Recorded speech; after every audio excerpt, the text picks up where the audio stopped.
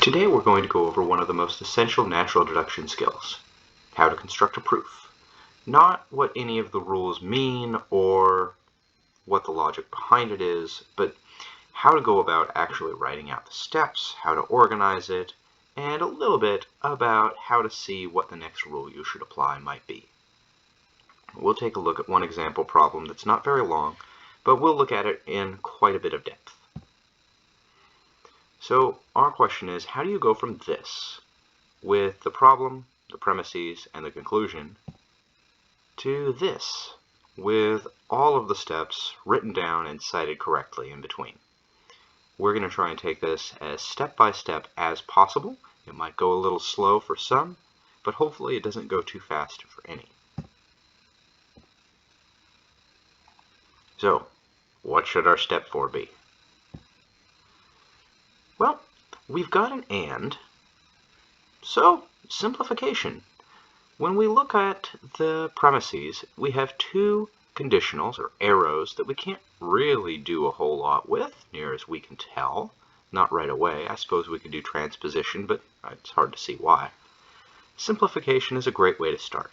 When you've got an ampersand with one sentence letter on either side, or a negated sentence letter, that's a great time to start doing a simplification.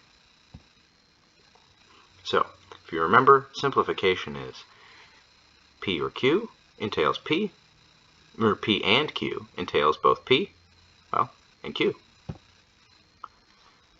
So, what we'll do is we'll plug in not D and E into our simplification rule, P and Q. And we're going to try and derive P. And that's what we're going to put there on line 4, where we've got our question marks. Now that you see which rule you'd like to apply, write the rule name to the right of your next line. I've highlighted that in pink, simplification. Then indicate which line you will be using to derive line 4. Line 3. This is called the citation. Each citation includes exactly one rule and 1 or 2 line numbers. So our citation here is simplification, line 3. We haven't even decided which sentence letter we're going to put on line 4, whether it's not D or E. It could be either one. But we've got our citation taken care of. Now we know what we're going to do. Well, except for the content. We notice that E doesn't show up anywhere else in the proof. Look at line 1 and line 2, no E. You probably don't need to simplify it out then, if you don't see it elsewhere. Maybe you'll need it later, but it's not too likely. For that reason, fill in line 4 with not D. This is the content of your new line. So we looked at line 3, and we wrote it in the citation. We decided to use the rule simplification, and we wrote that in the citation as well. And now we've taken something that we can validly derive from our input, not D and E. Our output is not D, with no E hanging on it. The new line's complete. The content is not D. The citation is simplification, line 3. This means that you derived that not D is true, based on 2 things. Number 1, the fact that line 3, not D and E, is true. Number 2, the rule of inference, simplification.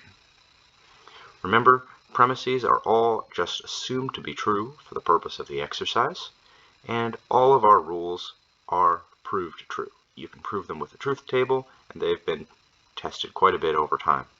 But just like anything in logic, you don't need to trust it.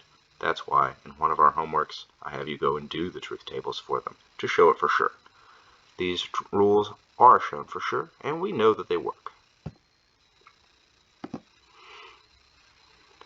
For this line, our input, our P and Q, was not D and E, and our output, P, was not D.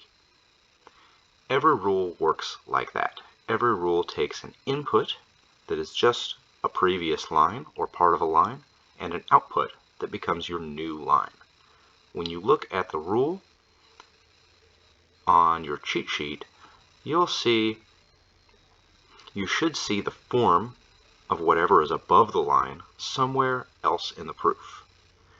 And then your next line should have the same form as whatever's below the line.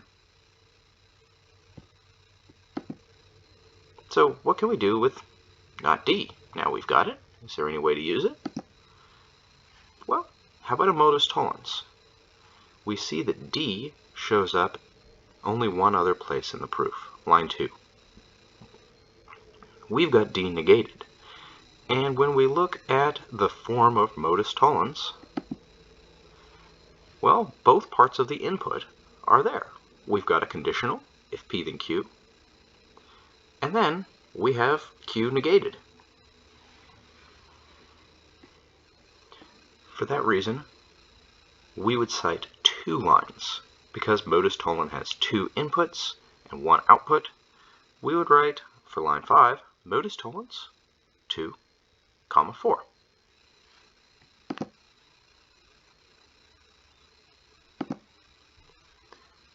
The rule's output is the content of line 5, not P.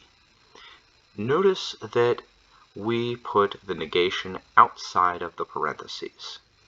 Here, C and B together stands for P. Not just C by itself, not B by itself.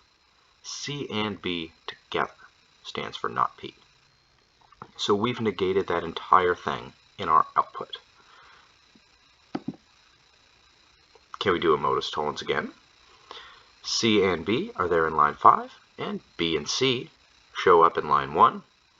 It doesn't take, rocket science to know that C and B and C ought to be the same thing. They should have the same truth table. But we can't quite do it. The match has to be perfect. B and C doesn't quite match, not C and B. The order's wrong. When you're doing logic, you can't skip any steps. The whole idea is that it's something you could feed into a computer, or that it's an argument you might make with someone who doesn't trust you the least bit. But there is a rule that can make them match perfectly, and that's commutativity. So what we're going to do is cite line 5 and the rule commutativity. And we'll just flip C and B around. Now it's B and C. Now it matches. So don't skip this rule. This is one of the most commonly skipped rules, and it allows you to flip ampersands or disjunctions. C and B becomes B and C becomes C and B. You could apply this rule over and over again infinitely, though I don't really know why you would want to. It goes backwards and forwards, and it cites only part of a line. The input is C and B, the output B and C. It goes in reverse, and notice that the squiggle, or the negation, outside the parentheses is ignored. It stays right where it is. It's not part of the line, because our input for commutativity isn't not C and B. The input is C and B all by itself.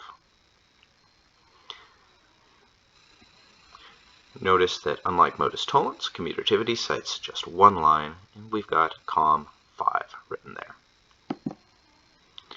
Now we can use modus tollens again, because the 2 inputs will match perfectly.